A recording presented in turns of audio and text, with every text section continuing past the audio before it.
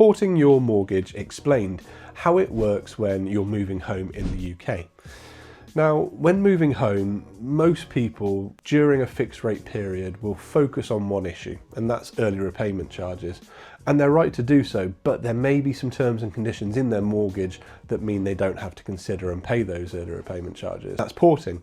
Porting a mortgage can allow you to keep your current deal and move it to the new property. However, it's not automatic and it's not guaranteed. Before you rely on porting, it's important to understand how lenders are going to reassess your circumstances. What does porting a mortgage mean? Porting means transferring your existing mortgage to a new property. However, this involves a new application process. The lender is going to reassess your incomes, it's going to have another look at your credit profiles, your affordability calculations, and they're going to look at the suitability of the new property against their current lending criteria. It's important to note that approval of all of these is subject to their criteria at the time, not when you took out your original loan. So why might people consider porting? Well, porting is often explored when you're still within a fixed rate or incentive period, and basically you don't want to lose that rate that you're on. And there might also be early repayment charges with your current product if you were to leave that mortgage and didn't port it, and they can be, in percentage terms of the loan, can be very expensive, so you might not want to do that. By retaining that rate on a proportion of your loan, you can help keep your payments lower in the interim. If your new property is more expensive, you may need some additional borrowing. This is often arranged on a separate product, which might have a different rate, possibly a different fixed rate period, and therefore a different product end date.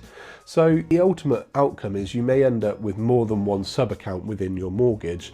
That can lead to some increased management from it, with different products ending at different times, but understanding how these interact is going to be really important before proceeding to make sure it's right for you and your circumstances.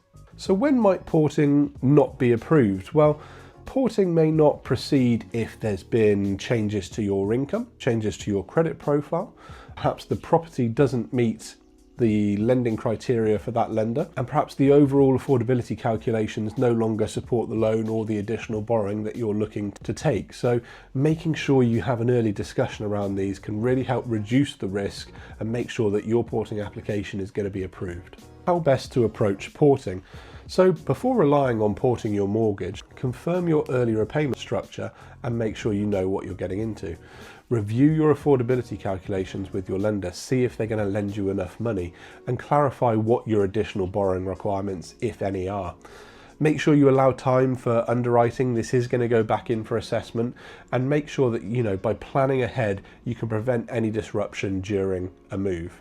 So the key takeaways when thinking about porting then. So porting is going to require full reassessment, subject to the current policy of that lender at the time, and additional borrowing, if you're taking any, may rely on a different rate with a different product and at different end dates.